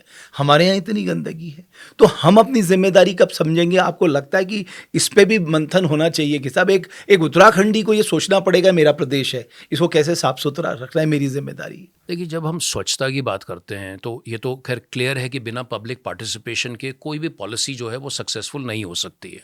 लेकिन ये भी ज़रूरी है कि हम इस बात को स्वीकारें कि उस पॉलिसी के पूरे फ्रेमवर्क किसे बनाने की आवश्यकता है। अब आपने स्वच्छता का जिक्र जो है आपने छेड़ा है, और ये इसलिए भी रेलेवेंट है क्योंकि अभी आज से एक सप्ताह पूर्व ही पूरे देश में जो स्वच्छता सर्वेक्षण 2024 है उसके परिणाम सबके सामने आए हैं। जब भी स्वच्छता की बात होती है सबसे पहले इंदौर का जो है जिक्र किया जाता है। इंदौर के अलावा और भी कई शहर, खैर चंडीगढ़ अब चंडीगढ़ है, और विशेष तौर पर मैं अगर पिछले साल 2023 की बात करूं, सूरत का एक बहुत बड़ा टर्न अराउंड हमारे सामने है। गोरखपुर का मैं देख रहा था। मैं आज एक बड़ा वीडियो जो वायरल हो रखा है वो लखनऊ के टर्न अराउंड को लेकर के है। तो आप यहाँ पर एक चीज़ नोटिस करेंगे जब आप स्वच्छता की बात करेंगे कि जितने फ्रेमवर्क बनते हैं सारे के सारे फ्रेमवर्क बनाने की जिम्मेदारी असल में उस अर्बन लोकल बॉडी यानी नगर निगम की होती है। या वो नगर निगम होगा या नगर पालिका या वो नगर पंचायत। अगर हम शहरों की बात कर रहे हैं, इंदौर में भी तो यही हुआ। इंदौर का पूरा जो मिशन इंदौर जिसे ड्राइव किया, उसे पहले स्थापित किसने किया? उसे स्थापित तो वहां के नगर निगम ने किया। तो एक सरकारी और लोगों ने उसे सपोर्ट किया, लोगों ने उसको सपोर्ट किया। तो उसने एक एनेबलिंग फ्रेमवर्क ऐसा बनाया कि लोग उसके साथ में जुड़ते हुए चले गए। हमारी उत्तराखंड राज्य में क्या प्रॉब्लम है कि हमारे कोई भी नगर निगम, मैं अगर बड़े नगर निगमों की बात करूं, अभी अगर हम एक अच्छा उदाहरण देख रहे हैं तो अभी रुद्रपुर का हमारे सामने एक बड़ा बेहतरीन उदाहरण है। एक बहुत बड़ा वहां पर लैंडफिल था, और पिछले साल रुद्रपुर की परफॉर्मेंस काफी खराब थी, लेकिन इस वर्ष रुद्रपुर ने एक बहुत बड़ी छलांग लगाई है। तो रुद्रपुर ने वो कैसे कमाल कर दिया? अगर वो रुद्रपुर वैसा काम कर सकता है, या लाल कुआं एक छोटी सी जो पंचायत जो हमारे पूरे राज्य में प्रथम स्थान पर आ सकती है, तो ये हमारे जो बड़े शहर है, मैं अगर अब देहरादून की बात करूं तो मैंने तो यहां तक कहा कि देहरादून नगर निगम को इंदौर या सूरत जाने की जरूरत नहीं है, क्योंकि देहरादून शहर में मात्र 17% सोर्स एग्रीगेशन हो रहा है, और बगल में विकासनगर और डोईवाला जैसी जगहों में भी 40-45% सोर्स एग्रीगेशन हो रहा है। तो आप तो वहां से जाकर के सीख करके आ जाइए। लाल कुआं जैसी जगह में 50-55, तो कौन कर रहे हैं? ये लाल कुआं के लोग ही तो कर रहे हैं। लेकिन उस फ्रेमवर्क को किसने बनाया है? उस फ्रेमवर्क को बनाने की जिम्मेदारी तो वहां की पालिका या पंचायत या नगर निगम की है। मेरा अपना जो जीवन का अनुभव है, क्योंकि हमने स्वच्छता में थोड़ा बहुत काम किया है, मेरा अपना ये मानना है और अनुभव के आधार पर मैं इस बात को बोल रहा हूं कि अगर आप कोई सिस्टम बनाते हैं और आप उस सिस्टम को कंसिस्टेंटली, रेगुलरली, ऑनेस्टली और ईमानदारी के साथ में आप उसको इम्प्लीमेंट करते हैं तो लोग उस सिस्टम को फॉलो करते हैं। हमने देहरादून से मसूरी तक 300 मैगी पॉइंट्स की एक चेन बनाई। आज की तारीख में भी किमाड़ी रूट पर लगभग 65 मैगी पॉइंट्स को हम लोग पिछले 2 सालों से हर सोमवार को, मंडे को हमारी गाड़ी जाकर के उनके यहाँ से प्लास्टिक लेकर के आती है, क्योंकि वो सिस्टम चल रहा है। लोगों को हमारे पर विश्वास है कि मंडे को इनकी गाड़ी आएगी। तो ये जब तक इस किस्म के सिस्टम्स हमारे सामने नहीं बनेंगे, जब तक हमारे नगर निगम या हमारे जो अर्बन लोकल बॉडीज हैं ऐसे सिस्टम्स नहीं बनाएंगी, तब तक लोगों का लेकिन वो कहते हैं वो धन का रोना रोते हैं। हाँ। मैं उनसे कहता हूँ धन से ज्यादा धुन की जरूरत होती है। अगर धुन ले आओगे तो धन की व्यवस्था भी हो जाएगी। मुझे कोई ऐसा धुनी व्यक्ति नहीं देखा जो पागल हो, दीवाना हो, जिसको लगे कि मुझे अपने शहर को बिल्कुल अलग बनाना है, जो सोचे कि भाई आज इंदौर की जिक्र हो रही है, सूरत का जिक्र हो रहा है, चंडीगढ़ का जिक्र हो रहा है, गोरखपुर का जिक्र हो रहा है, आपने लाल कुआं की बात की, हमें इन पे कुछ काम करना है करके। हम क्यों नहीं लोगों को कन्विंस कर सकते? हम स्कूलों को कन्विंस करें, हम लोगों को कन्विंस करें, हमारी जो एक व्यवस्था है, हम टैक्स तो ले ही रहे हैं, उस टैक्स का हम सदुपयोग करें। मुझे लगता है कि कहीं ना कहीं हम फेल हो रहे हैं, और उस फेलियर में हम सीखने की कोशिश नहीं कर रहे हैं कि आखिर हम फेल कहाँ पर हो रहे हैं। देखिए, दकियानुसी, नारेबाजी, क्लीन दून, ग्रीन दून, और ये ना इसी इसी सोच में ही हम लोग मुस्कुराते हुए अपना फोटो लगा लीजिए, आप सोचे ग्रीन हो गया। जो फंसे हुए रह गए भाई, हरेला में एक पेड़ में 10 लोगों ने फोटो खिंचा ली। तो ये जो पूरा जो ऑप्टिक्स का जो गेम है, असल में इसी में ही पूरी की पूरी एनर्जी जो है, और आप खुद देखिएगा। अच्छा, पॉलिटिक्स में तो ऑप्टिक्स चलता है। हाँ। मैं देखता हूँ जनरल लोग भी ऑप्टिक्स में नहीं, तो जनरल लोग भी इसका हिस्सा बनते हैं। अच्छा, और एक और जो मैं कई समय से इसको महसूस कर रहा हूँ, और कोई बहुत बड़ी रॉकेट साइंस की बात नहीं है, वो ये है कि जो हमारे जितने भी प्रोजेक्ट्स भी होते हैं, वो उनमें कोई एंड टू एंड सॉल्यूशन नहीं हो रहा। तो अगर आप देखेंगे, और बड़ी स्वाभाविक बात है कि चाहे हमारे कोई भी हमारे, चाहे वो बड़े नेता हैं, वो किसी भी पद पर है, हर व्यक्ति बड़ा बिजी है। वो बिजी तो रोज है, वो कुछ ना कुछ कर रहा है, लेकिन क्या कर रहा है किसी को नहीं पता। उसके तार कहाँ पर जोड़ रहे हैं। अगर आप ये वाला काम कर रहे हैं तो इस काम का इस काम से क्या कनेक्शन बनता है, उसका अल्टीमेटली गोल क्या है, वो वाली क्लैरिटी कहीं पर जो है वो दिखाई नहीं देती है। मैं आपको बड़ी प्रैक्टिकल बात बोलूं, अब आपने कहा साहब कि हम कारगी एक बड़ा हॉटस्पॉट हमारे देहरादून शहर का है, हम वहां पर मैकेनाइज्ड ट्रांसफर स्टेशन लगा देंगे। पहली बात तो उनको आने में इतना समय लग गया। अब वहां पर नई शिकायत आ रही है कि भाई वहां पर गाड़ियां जो हैं बहुत समय तक खड़ी रहती हैं, तो वो अपलोड नहीं कर पाती। हमारा खुद शीशमबाड़ा आपने बनाया, जो सेंट्रलाइज मॉडल की बात कर रहे हैं, जो कि प्रेमनगर से आगे है, अब वहां पर लाखों टन कचरा पड़ा हुआ है। तो ऐसे करके हमारे सामने बहुत सारे उदाहरण हैं। तो जब तक इस पर देखिए शिद्दत से काम नहीं होगा, आज जब कूड़े से हजारों करोड़ की इकोनॉमी डेवलप हो गई है, कूड़े से कितने बाई प्रोडक्ट बन रहे हैं, और कुछ मॉडल यहाँ भी क्रिएट किए हैं कुछ लोगों ने, मैंने देखा। वेस्ट टू वेल्थ की जो आप बात कर रहे हैं, पूरी दुनिया इस समय सर्कुलर इकोनॉमी की बात कर रही है। खुद इंदौर में ही जो हमारा जो वेट वेस्ट है, कोई उससे बायोगैस बना रहा है, कोई कुछ बना रहा है, कोई उसके पार्क्स में कन्वर्ट कर रहा है। तो ऐसा नहीं है कोई बहुत बड़ा, देखिए कोई चांद में जाने वाली बात नहीं है, या आसमान में जाने वाली बात नहीं है। ये तो बिल्कुल अगर आप कर रहे हैं। और इसमें दो बातें, क्योंकि आपने, सॉरी आप फील भी कर रहे होंगे, मैं थोड़ा इसको लेके इमोशनल हो रहा हूं। तो इसमें देखिए बहुत सिंपल है। सबसे पहला क्या, दो चीज अगर आप कर दें तो शायद 70-80% आपकी प्रॉब्लम सॉल्व होती है। बल्कि 3 चीज, आप एक तो डोर टू डोर कलेक्शन सुनिश्चित कर दीजिए, बिल्कुल, कि 365 दिन डोर टू डोर कलेक्शन होगा। एक बात ये। दूसरी बात, एक सोर्स सेग्रीगेशन, गीले सूखे को आप उसे एक मिशन बना दीजिए। और तीसरी बात, जो क्योंकि आपके और हमारे घरों से तो बहुत कम तुलनात्मक तौर पर कचरा निकलता है, जिसे हम बल्क वेस्ट जनरेटर्स कहते हैं, जो हमारे बड़े बड़े होटल होते हैं, हमारे प्रतिष्ठान होते हैं, तो इनकी श्रेणी बना करके, तो देखिए हमारे यहाँ पे भी तो 100 वार्ड हैं देहरादून में, तो कोई असंभव तो कुछ भी नहीं होता है। लेकिन अगर आप एक प्लान के तहत चलेंगे, अगर वोट मांगने आप हर घर जा सकते हैं, हाँ, तो स्वच्छता की भीख मांगने भी आप हर घर चले जाइए ना एक बार। तो ये जो है, और देखिए कितने इन्होंने प्रयास कर दिए, कितनी कंपनियां बदल दी, कितना क्या कर लिया, लेकिन उसके बावजूद भी ये डोर टू डोर। और अगर ये वाला हमारा एपिसोड अगर प्रदेश के वरिष्ठ लोगों तक पहुंचता है, तो एक ही मांग है भाई। बल्कि एक और चीज आप ये कर सकते हैं कि आप 20 काम ना करने के बजाय आप तो भाई एक काम करें। आप ये बोलें कि अगले 5 साल में हम देहरादून को चमका देंगे। अगर पूरे राज्य में एक मिशन है, जब प्रदेश की राजधानी है ये, आप प्रदेश की राजधानी को अगर आप एक गोल ले लें, देहरादून में देखिए बाकी चीज़ों को आप छोड़ दीजिए, कहिए हमारे बस की नहीं है। ड्रेनेज आप ठीक नहीं कर पा रहे, ट्रैफिक को आप ठीक नहीं कर पा रहे, हाउसिंग को आप ठीक नहीं कर पा रहे हैं, एयर पोल्यूशन को जो है, तो ऐसे एक बहुत लंबी फेरिस्त है।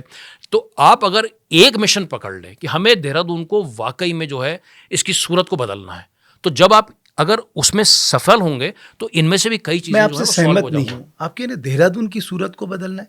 देहरादून तो स्मार्ट है साहब, आपको फीलिंग नहीं आती स्मार्ट सिटी में घूमने की? सीरियसली, मैं कोई आपको क्या सर, सीरियसली आपको स्मार्ट शहर नहीं लगता? नहीं, देखिए आपको गर्व महसूस नहीं होता कि मैं एक स्मार्ट शहर में घूम रहा हूं? मुझे तो बिल्कुल भी गर्व नहीं होता, क्योंकि 1000 करोड़ रुपए खर्च किए हमने देहरादून को स्मार्ट बनाने में। देखिए वो अभी मैं अभी जिक्र कर रहा था कि सहस्त्रधारा रोड में आते हुए, ये जो होर्डिंग्स देख रहे हैं ना एक ही तरह की, उसमें 90 करोड़ रुपए। सहस्त्रधारा रोड से आते हुए रमेश भाई जो है, मुझे इतना भी दुख हो रहा था, और बीच रास्ते में एक बड़ा विशालकाय पेड़ आता है। उस पेड़ को देखते हुए मेरे जहन में आ रहा था, मैं जब गाड़ी में चलाते हुए यहाँ पहुँचा, मैंने एक पेड़ देखा तो मेरे जहन में आया कि भाई इसकी भी जो है एक फ़ोटो डाल करके सरकार के लोगों को बता दिया जाए कि जब आप यहाँ पर 2000 पेड़ काट रहे थे, शायद एक ये गलती से आपसे छूट गया था, इसके ऊपर भी जो है अब आप लोग, मतलब ये तो दैट इज़ मैं बड़ी एक आयरॉनिकल बात बोल रहा हूँ। लेकिन जो आपकी बात है कि भाई स्मार्ट सिटी, तो वो 1000 करोड़ तो वो कहाँ गया, और अगर हम उसको स्वच्छता के साथ में जोड़ें तो उसमें उसका, वैसे तो उसके बहुत सारे डायमेंशंस हैं,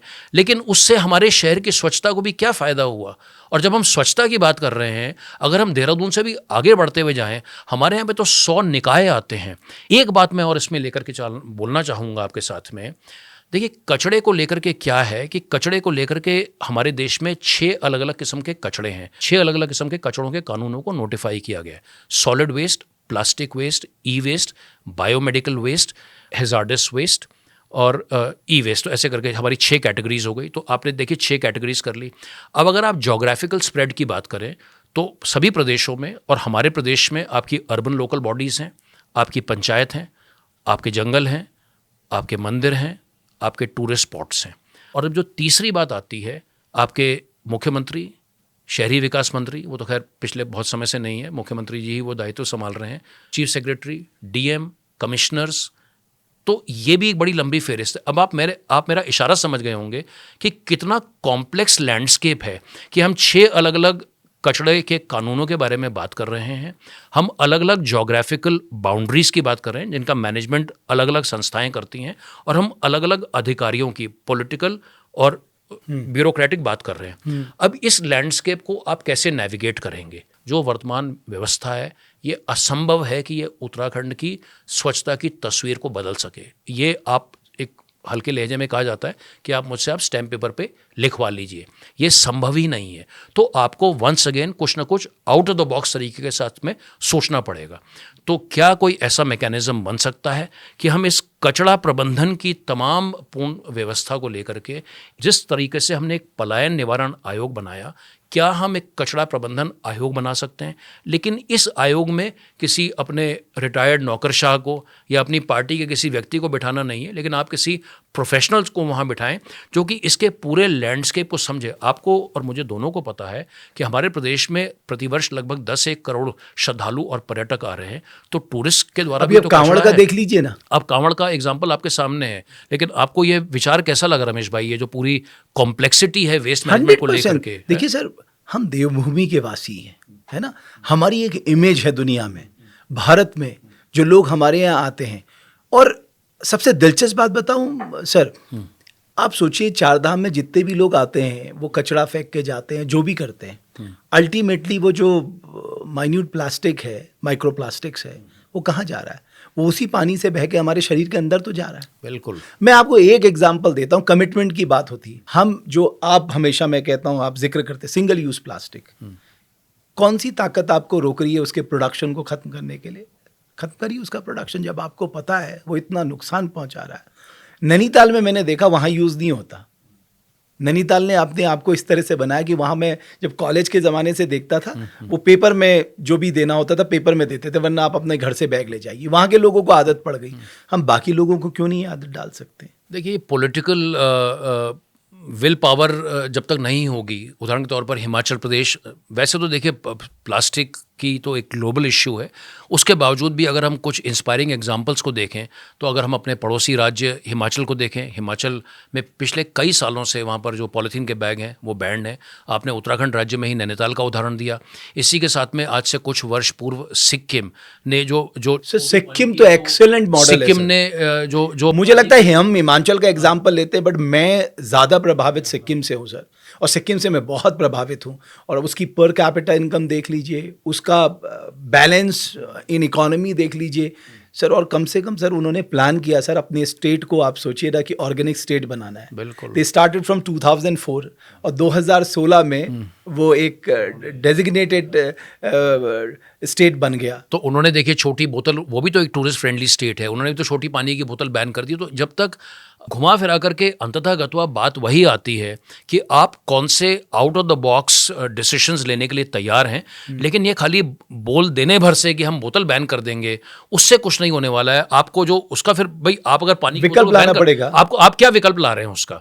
तो इन चीज़ों को ध्यान में रखते हुए सिंगल यूज़ प्लास्टिक पर उसको प्रतिबंधित करने पर निश्चित तौर पर जो हमारी पालिकाएं हैं। और इसके अलावा देखिए एक और बात जो आपने और हमने दोनों ने बड़ी महसूस करी है कि जब आपका एक अच्छा अधिकारी होता है, तो जब तक अच्छा अधिकारी रहता है तब तक तो कुछ चेंज आ जाता है।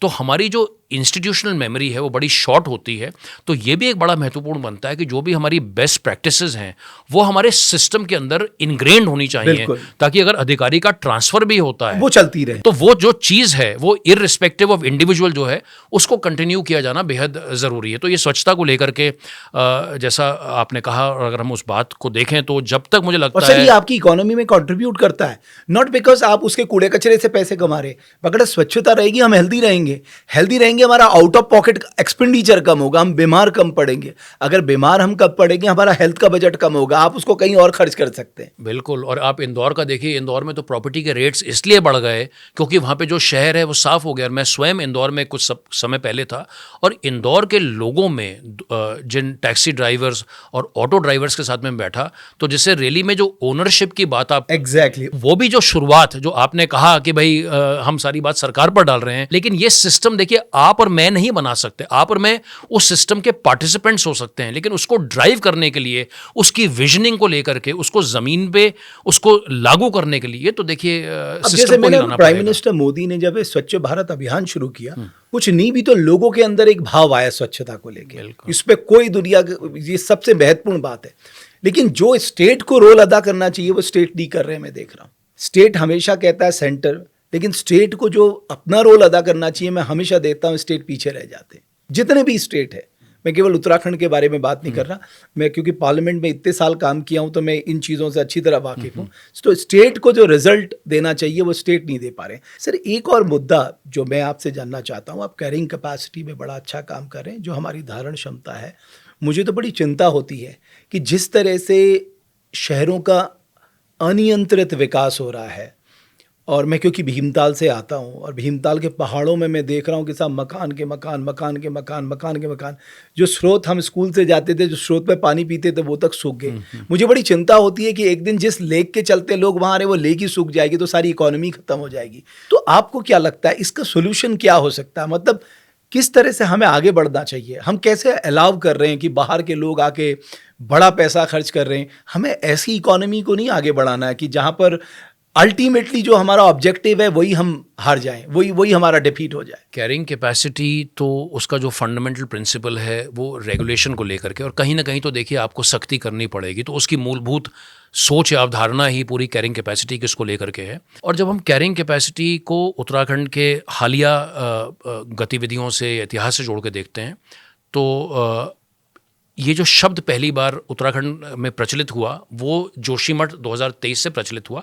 उससे पहले चारधाम यात्रा को लेकर, इसको लेकर के हल्की फुल्की बातचीत होती थी कि भाई ये हमारी कैरिंग कैपेसिटी है। वो दूसरी बात है कि कुछ आंकड़े आते थे, लेकिन वो आखिरी मोमेंट पर उनको हटा दिया जाता था, वैसे कोई प्रतिबंध लगते नहीं थे। अब जोशीमठ 2023 में स्वयं मुख्यमंत्री जी जोशीमठ गए, मुझे क्लियरली याद है, जनवरी महीने की बात है, और उन्होंने जोशीमठ की भूमि पर ये खड़े होकर के कहा कि हम यहाँ पर कैरिंग कैपेसिटी का आकलन कराएंगे। इस बात को बोले हुए 2.5 साल हो गए, आज तक वहाँ पर इसका आकलन नहीं हुआ। उसके बाद अगस्त 2023 में उत्तराखंड सरकार ने प्रदेश के 15 पर्वतीय शहरों की एक सूची जारी करी। उनका भी कहा गया कि हम यहाँ पर कैरिंग कैपेसिटी स्टडी कराएंगे। उन 15 शहरों की भी आज तक कहीं पर कोई कैरिंग कैपेसिटी कोई स्टडी नहीं हुई है। उसमें मसूरी भी एक शहर और है, आपदा प्रबंधन विभाग के पास जिम्मेदारी थी वो थी, और नैनीताल भी एक शहर है, तो उसका कहीं पर कोई कैरिंग कैपेसिटी, उसकी स्टडी वगैरह इस किस्म की नहीं हुई है। अब कैरिंग कैपेसिटी को लेकर के या रेगुलेशन को लेकर के भी देखिए असल में क्या हो रहा है रमेश भाई, कि एक साथ दो अलग अलग धाराएं बह रही हैं। और मैं आपको एक उदाहरण के साथ में अपनी बात शेयर करूंगा। मसूरी से ही बात शुरू करते हैं।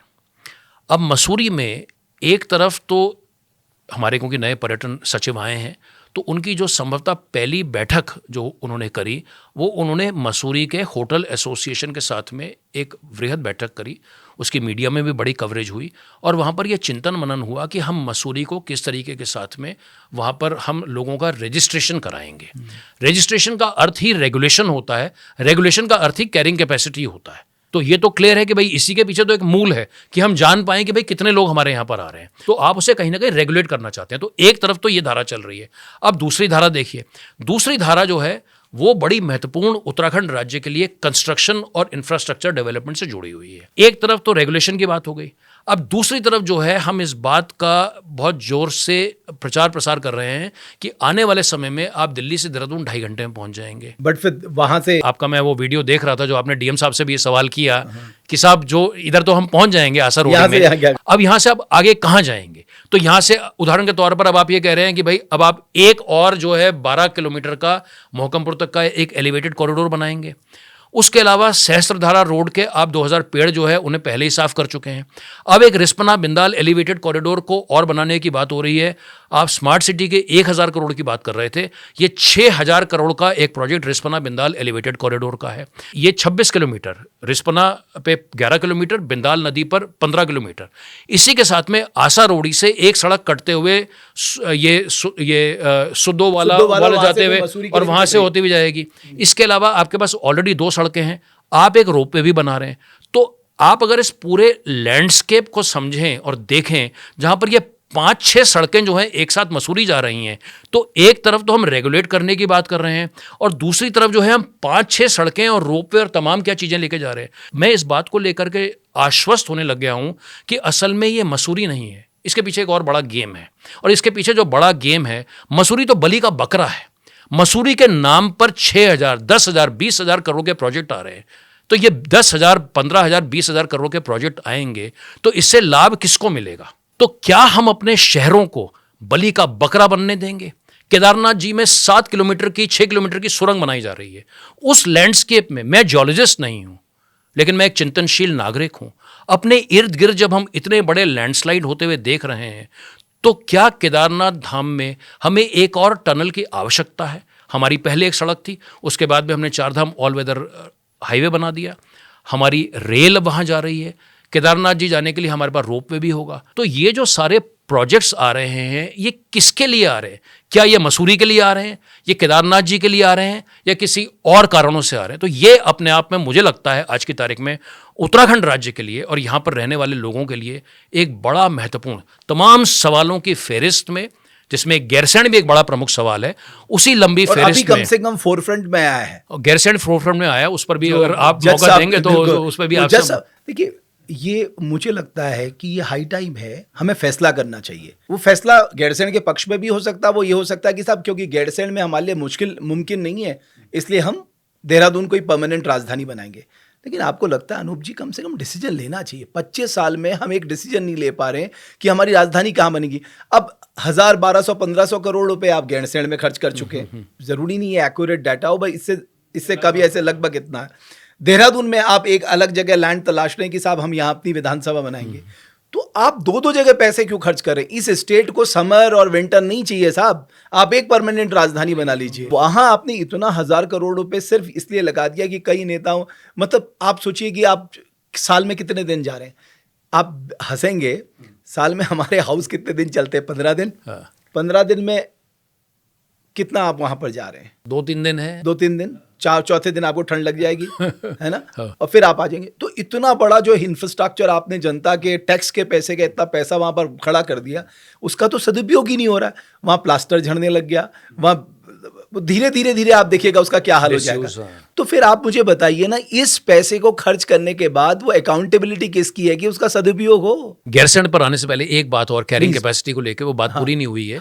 तो हमने जैसे एक मसूरी का एक एग्जाम्पल हमने अपने सामने लिया, ऐसे नैनीताल है, कैंची धाम में भी अब ये कहा जा रहा है कि भाई वहां पर भी जो है अब हम कैंची को लेकर के भी कैरिंग कैपेसिटी की स्टडी कराएंगे। मैं खाली एक बात बोल करके फिर मैं गैरसैंण पे आऊँगा। जो हमारे 4 धामों को भी लेकर के एनजीटी के भी, हाई कोर्ट के, तमाम जगह से इंस्ट्रक्शंस आते रहते हैं। वर्तमान स्थिति ये है कि WII यानी wild life institute of India को ये जिम्मेदारी सौंपी गई है कि आप 4 धामों का जो है उसका आप आकलन करके बताएंगे कि हमारी कैरिंग कैपेसिटी क्या है। मोटी मोटी अगर एक लाइन में मैं इस बात को समाप्त करूं, जो आपकी भी चिंता है कि उत्तराखंड राज्य को आने वाले समय के हिसाब से कहीं ना कहीं रेगुलेशन, जिसे हम एक रेगुलेशन कहते हैं, आपको कहीं ना कहीं ब्रेक लगाने पड़ेंगे। यहाँ सबसे बड़ी दिक्कत क्या है, अब मान लीजिए अगर आप कह दें कि साहब हम भीड़ को रेगुलेट करेंगे, सब पूरी जनता आपके खिलाफ हो जाती है कि हमारे होटल कैसे चलेंगे, हमारे ढाबे कैसे चलेंगे, हमारे रोजगार का क्या होगा, हमारी आजीविका का क्या होगा। गवर्नमेंट भी यहाँ पर कैच 22 सिचुएशन में है कि अगर वो रेगुलेट करती है तो जनता के कोप भाजन का शिकार बनती है। आपने देखा कि ये जो अभी उपचुनाव हुआ था केदारनाथ में, वहाँ सबसे बड़ा मुद्दा ये चल रहा था, वहाँ ये चला दिया कि साहब यहाँ की जनता को रोक के कैची धाम भेज दिया। नॉनसेंस, इसका कोई तर्क नहीं था। जबकि हम राजनेताओं को तो बहुत कुछ कह देते हैं, लेकिन सर उस लेवल पे बैठ के अगर सोचा जाए वो करे क्या? अगर वो रेगुलेट करने की बात करता है तो जनता के कोप भाजन का शिकार होता है, अगर वो रेगुलेट नहीं करता तो इस तरह की परिस्थितियां खड़ी हो जाती हैं। तो रास्ता कैसे निकालें? देखिए, मुझे लगता है कि इसमें एक बड़ी संयमित, सोची हुई, साम दाम दंड भेद वाली एक अप्रोच की आवश्यकता है। कैरिंग कैपेसिटी आप खाली 365 दिन में से एक दिन बैठ करके बात नहीं कर सकते।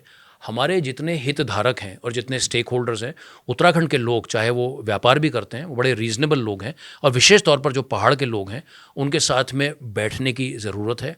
उनको ये आश्वस्त करने की और उन्हें ट्रस्ट देने की ज़रूरत है कि सरकार जो भी निर्णय ले रही है वो आपके हित में है। दीर्घकालिक एक रणनीति, एक सोच के तहत उनके बिजनेस को लॉन्ग टर्म एक सिक्योरिटी प्रोवाइड करने के लिए। किसी का ये ध्येय और किसी का ये उद्देश्य नहीं है कि उनके पेट के ऊपर लात लगे। मुझे लगता है कि अगर आप बड़ी सिंसियरली और बड़ी ऑनेस्टली इस किस्म से बात करते हैं और अगर आप ये कहते हैं कि हमें आपका सहयोग चाहिए, हम सब लोग मिलकर के उत्तराखंड को एक सुरक्षित राज्य बनाएंगे और आपकी मदद के लिए हम आपके पीछे खड़े हैं, तो मुझे लगता है कोई बहुत बड़ा इतनी कोई बड़ी कठिनाई इसमें संभवतः होनी नहीं चाहिए। लास्ट कमेंट मैं आपसे चाहता हूं कैपिटल के ऊपर गैर से। देखिए, कैपिटल को लेके मैं तो एक ही कमेंट दूंगा कि 1.5 साल के बाद में विधानसभा चुनाव होने हैं। मेरा जो अंदेशा है, विशेष तौर पर जो न्यायमूर्ति अभी थपलियाल जी ने जो बिल्कुल ये जो टिप्पणी जो हाईकोर्ट में आई है, जो पूरे उत्तराखंड के लोगों को उसने एकदम एनर्जाइज कर दिया है, मुझे लगता है कि 2027 के चुनाव में उत्तराखंड राज्य को संभवतः एक मुद्दा मिल गया है और कई लोग इस गैरसैंण के मुद्दे पर जो है एकजुट होंगे। ये पॉलिटिकल पार्टीज को कोई ना कोई क्लियर स्टैंड लेना पड़ेगा। जब चुनाव होता है तो आपको पता है तो जोड़ तोड़ की राजनीति, और लेना भी चाहिए। 25 साल हो गए ना, हाँ या ना पे करिए ना भाई, जोड़ तोड़। अब ये जोड़ तोड़ की राजनीति, पैसे की राजनीति, धर्म की राजनीति और ये विकास और रोजगार और शिक्षा, ये सब तो अपनी जगह रहेंगे ही रहेंगे, लेकिन 27 के चुनाव में गैरसैंण एक प्रमुख मुद्दा बनकर के सामने उभरेगा। और इसमें भी देखिए, लेकिन पेच है। अब पेच यह है कि देखिए, एक तरफ तो यह है कि भाई पर्वतीय प्रदेश है, शुरू से पहले लोगों की यही मांग थी कि भाई एक पर्वतीय शहर में राजधानी होनी चाहिए। दूसरा इसका पहलू ये भी है, कई लोगों का ये भी मानना है कि जिस तरीके से आपने राजधानी के नाम पे देहरादून को बर्बाद कर दिया, क्या आप राजधानी के नाम पर ऐसे ही गैरसैंण की भी बंदर बांट और उसको भी बर्बाद कर देंगे, क्योंकि वहां पर आप सस्टेनेबल डेवलपमेंट नहीं करेंगे? तो ये अपने आप में एक ये भी चिंता है। लेकिन एक चीज और है अनूप जी, अकेले स्टेट एक राजधानी को डेवलप नहीं कर सकता। उसको सेंटर की मदद के बिना वो इस टास्क को कंप्लीट कर ही नहीं सकता। वो तो ऑब्वियस है। देखिए, उसमें हमारे को बहुत सारे स्किल सेट्स की भी ज़रूरत पड़ेगी। उसमें जो बाकायदा, चाहे वो अर्बन प्लानर्स हैं, आर्किटेक्ट्स हैं, और हमारी स्टेट में संभवतः इस किस्म के लोग भी नहीं होंगे, तो वो तो अपने आप में एक बड़ा मेगा जो उत्तराखंड की डेस्टिनी को आने वाले दशकों के लिए डिफाइन करेगा, वो प्रोजेक्ट भी नहीं करना चाहिए। कि लोगों को सवाल करना चाहिए। मुझे लगता है कि लोगों को सवाल करना चाहिए। मेरी व्यक्तिगत तो अपेक्षा यही रहेगी कि लोग, उत्तराखंड के लोग 1.5 साल के इस अंतराल में, देखिए, क्योंकि जो भू कानून का जो पूरा मसला था वो कहीं ना कहीं वो समाप्त हो गया है। इस समय आज की तारीख में उत्तराखंड राज्य में कोई बड़ा सामाजिक मुद्दा नहीं है। बट विडंबना बताओ अनूप जी, हम एजुकेशन की बात करते हैं, हेल्थ की बात करते हैं, कैरिंग कैपेसिटी की बात करते हैं, इंफ्रास्ट्रक्चर की बात करते हैं, डिजास्टर मैनेजमेंट की बात करते हैं, लेकिन इनमें से किन मुद्दों के आधार पर जनता वोट देती है? सबसे दुख की बात तो यही है कि आप एक अच्छे जनप्रतिनिधि को चुनते ही नहीं है। जो जनप्रतिनिधि पागल हो, दीवाना हो, चाहता हो इस उत्तराखंड के लिए कुछ करना, वो चाहता हो इस शहर में बदलाव आए, इस प्रदेश में बदलाव आए, यहाँ के इनकी फिजाओं में बदलाव आए, यहाँ पर नए इकोनॉमिक संसाधन जुटे, ये तो कोई सोचता ही नहीं। पर इसमें भी ना, देखिए, इसमें भी जो मैं पेच शब्द का मैं फिर प्रयोग कर रहा हूँ, आप अगर 5 चुनावों के इतिहास को देखेंगे तो पब्लिक भले ही बीजेपी और कांग्रेस को जितनी उनकी आलोचना करती रहे, पहले चुनाव में 2002 के चुनाव में बीजेपी और कांग्रेस को मिलकर के 52% वोट पड़ा था। चुनाव दर चुनाव बीजेपी और कांग्रेस का जो वोट शेयर है वो बड़ा है। तो भारी आलोचना करने के बाद में, और उनको आप कहें, अगर मैं हल्की भाषा में बोलूँ, गाली देने के बावजूद भी वो इन्हीं दो पार्टियों को करती है। तो जब आप अच्छे जनप्रतिनिधियों की बात कर रहे हैं, वास्तविकता ये है कि उत्तराखंड के लोगों के सामने जो दो प्रमुख राजनीतिक दल हैं, इन्हीं के दो उम्मीदवार होते हैं। इसके अलावा बाइपोलर इलेक्शन होता है और वो चुनाव दर चुनाव जो है, ये प्रवृत्ति जो है वो बट सर, जो हमारे, जितना मैं समझता हूँ, जितना पॉलिटिक्स को मैंने कवर किया, जो हमारी समझ है या हमारी सोच है उत्तराखंडियों की, वो भी बाइपोलर ही हो चुकी है। उसमें तीसरे जो हम आजकल जो हम चर्चा कर रहे हैं ना, एक तीसरा विकल्प चाहिए। अगर तीसरा विकल्प होता तो उत्तराखंड क्रांति दल से बड़ा विकल्प कोई हो ही नहीं सकता था इस प्रदेश में। भाई, स्टेट को बनाने में जो संघर्ष उत्तराखंड क्रांति दल ने किया, जो उन्होंने यातनाएं झेली या जो उन्होंने संघर्ष किया, वो तो किसी ने भी नहीं किया। बिल्कुल। बाकी लोगों ने तो यहाँ सिर्फ राज किया, लेकिन असली काम तो उत्तराखंड क्रांति दल के लोगों ने किया। आज अलग अलग पॉलिटिकल पार्टी में बेशक आ गए, लेकिन आज उस उत्तराखंड क्रांति दल का कोई नामलेवा नहीं बच रहा। वो तो हाशिए पर, बिल्कुल राजनीतिक तौर पर हाशिए पे है। वोट शेयर के हिसाब से तो बिल्कुल। और उसके लिए मैं उनको भी जिम्मेदार मानता हूं, उनके जो लीडर्स हैं उनको बहुत बड़ा जिम्मेदार मानता हूं। लेकिन सर, वही बात हो गई ना, जो मैं कह रहा हूं, हमारी सोच में बाइपोलरिज्म आ गया है। तो वो सोच जब तक नहीं बदलेगी, तब तक जो हम थर्ड फ्रंट या तीसरा विकल्प बात कर रहे हैं, वो बहुत आसान नहीं है। आपका आकलन क्या है? मेरा आकलन बिल्कुल उसी लाइन पर ही है जो आप कह रहे हैं। आज की तारीख में मुझे थर्ड फ्रंट, फोर्थ फ्रंट कहीं पर दूर दूर तक नहीं दिखाई देता है। और ये जो 2027 का चुनाव है, ये एक गैरसैंण के मुद्दे को लेकर के, जो आपका और हमारा दोनों का कयास है कि ये गैरसैंण का मुद्दा उछलेगा, लेकिन जो वर्तमान की जो राजनीतिक परिस्थितियां हैं, और विशेष तौर पर जिस तरीके से बीजेपी ने अपने आप को एक पार्टी के तौर पर, राजनीतिक तौर पर उसने अपने आप को जितना मजबूत सशक्त किया है, संसाधनों के आधार पर, संगठन के आधार पर, अब साम दाम दंडभेद की राजनीति है, वो एक अलग बात है, लेकिन एक संगठन के तौर पर तो 2027 का चुनाव भी आज की तारीख में एक ये ड्यूअल चैलेंज या फाइट, या आप जिसको जो भी कहेंगे, वो वहीं पर प्रतीत होते हुए सिमटती हुई दिखाई देती है। आपने एक हेडलाइन दे दी है, और मैं भी यही मान के चल रहा हूँ कि 2027 के चुनाव में हमें पता लगेगा गैरसैंण गैर रहेगा या गैरसैंण को अपना लिया जाएगा। पॉलिटिकल पार्टीज को डिसीजन लेना होगा। लेकिन अगर उत्तराखंड के लोग, अगर भी नहीं बोलना चाहिए, हम तो अगर ये कामना करें कि जब उत्तराखंड के लोग गैरसैंण के मुद्दे को लेकर के, अगर 40-50 लोग, पहाड़ के लाख लोग जो है इसको लेकर के संगठित होते हैं, और वही 1990 के दशक की फिजा, क्योंकि पिछले चुनावों में कोई ऐसा बड़ा मुद्दा उत्तराखंड के सामने नहीं आया, तो ये एक गोल्डन अपॉर्चुनिटी मुझे 2027 के चुनाव में दिखाई दे रही है गैरसैंण को लेकर के। अब ये तो यही देखने वाली बात होगी कि ऊंट जो है किस करवट बैठेगा और लोगों का रिएक्शन क्या आता है। देखिए, जनता जब सवाल पूछना छोड़ देती है ना, तो व्यवस्थाएं चरमराने लगती हैं। इसलिए जनता को सवाल जरूर पूछना चाहिए। बल्कि ये भी तो है कि भाई, अगर आप इस एपिसोड को यहाँ तक देख रहे हैं, तो आप इस गैरसैंण को, जो रमेश भाई और हमारी सोच है गैरसैंण को लेकर के, उस पर भी अगर आप कमेंट करेंगे, आपके कमेंट्स को पढ़ करके भी जो है हमारी बेहतर राय इस विषय पर बनेगी, तो ये भी तो हमारे सामने एक। बिल्कुल अनूप जी, बहुत दिलचस्प लगा आपसे बात करना। बहुत एज ऑलवेज आप इतने तैयारी के साथ, और उत्तराखंड के ज्वलंत मुद्दों में जो आपकी सोच है, आपकी तैयारी रहती है, मतलब उसकी तो मेरे पास शब्द नहीं है उसकी, क्या मैं तारीफ करूं। लेकिन आप बहुत अच्छा काम कर रहे हैं, थैंक यू है ना, बहुत अच्छा काम कर रहे हैं। लेकिन बस मैं ये कहूंगा कि डेवलपमेंट भी जरूरी है, एट द सेम टाइम जो है इकोलॉजी और इकोनॉमी में हमें बैलेंस बनाना पड़ेगा, बिल्कुल बनाना पड़ेगा। बहुत धन्यवाद सर, और बहुत धन्यवाद आप सभी दर्शकों का हमारे इस पॉडकास्ट को देखने के लिए। और मैं चाहता हूं कि जो भी संदर्भ हमने प्रसंग यहां पर उठाए हैं, आपकी कोई राय है इन मुद्दों को लेकर, आप भी अपनी राय इस पॉडकास्ट के माध्यम से हमसे भेज सकते हैं। और मैं अमूमन कहता हूं, मैं तो आपके हिसाब से चलता हूं, क्योंकि लोकतंत्र है। आप किन्हीं महानुभाव को इस मंच पे देखना चाहते हैं, तो आप हमें जरूर सुझाव दें। बहुत धन्यवाद हमारे इस पॉडकास्ट को देखने के लिए।